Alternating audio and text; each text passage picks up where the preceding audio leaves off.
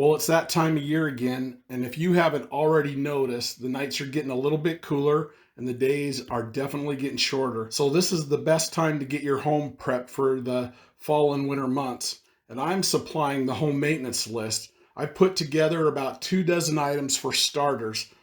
So, let's get to the list. For fall maintenance, the first one that I've got on here, it really isn't extend the life situation, it's to help conserve energy. So the first thing you want to do every year at this time is switch your ceiling fan to counterclockwise. Why? Because this will pull the cooler air upwards and it will displace the warm air. It'll actually help with your energy bill. Then the next thing you want to do is you want to clean and store your barbecue grill. You want to get your barbecue grill clean before you store it. Otherwise, it tends to attract mice and cockroaches. And then after you mow your lawn for the last time of the year, clean that and store your lawnmower. And don't forget the sprinkler system.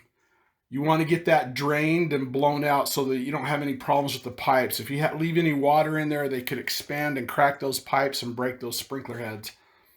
The next thing is take a look around your house near your windows and your doors and fill up any cracks or areas where you could have cold air getting in.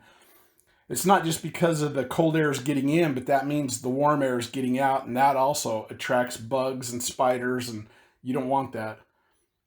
A really important item is your rain gutters.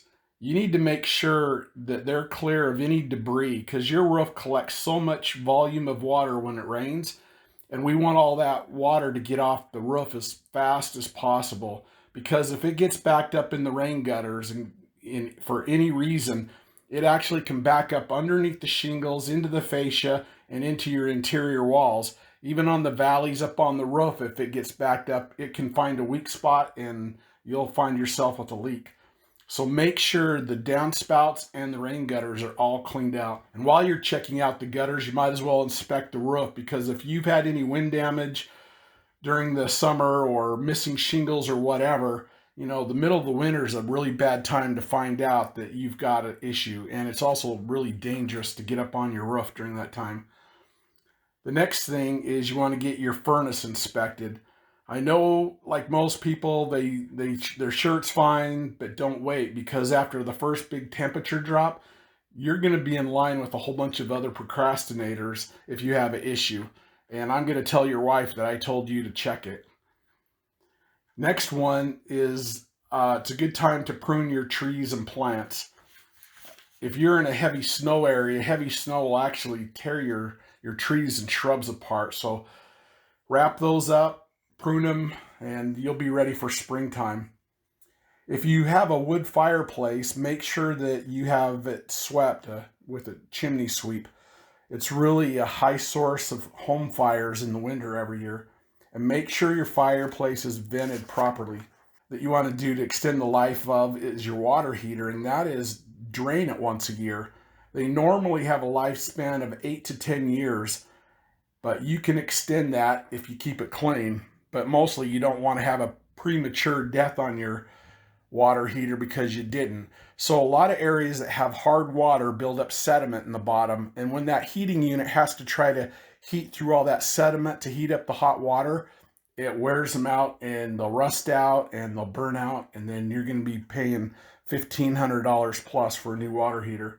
And then another thing is, if you live in a high water table area, make sure and test your sump pump before you need it, because once you get a big rain and the ground's saturated, that's too late. And then the last thing that I have for the fall checklist is take care of your patio furniture. It'll last a lot longer if you cover it, you store it, and you put away each season rather than let it go through all the elements.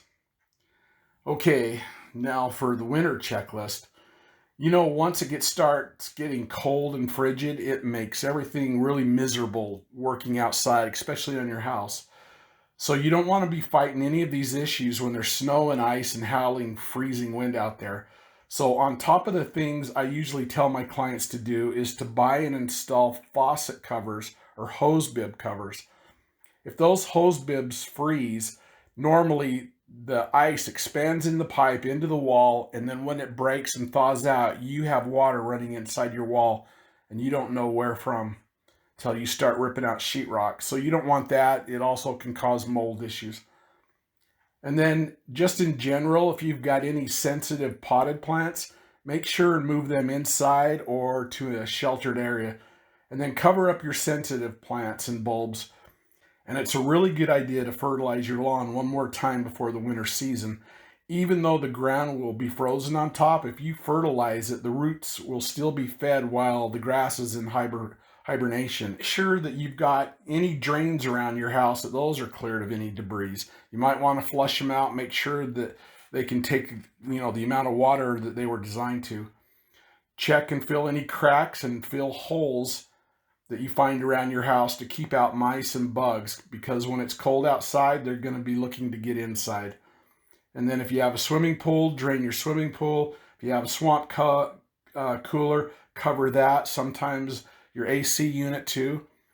And then if you're in a high freeze area where it gets really frigid cold, you might want to graphite the locks on your vehicle's doors and your exterior doors on your house. And then if you have any secondary window coverings to protect your windows, that's a good time to put those on. And that's a good idea to find, do one final bug spray on the exterior of your house and also inside your garage. You could have some bugs hiding out there waiting for it to get even colder. So that's the list. If you've got any more questions about it, or if you need help finding subcontractors, I've got a list of preferred vendors. Last but not least, if you know anybody thinking of buying or selling a home, it doesn't cost you anything. You can get a hold of me. We'll review your options. It's just information. I don't pressure anybody. I've even been known to tell people that it looks better for you to stay in your home or to refinance. So there you have it. We'll see you on the next one.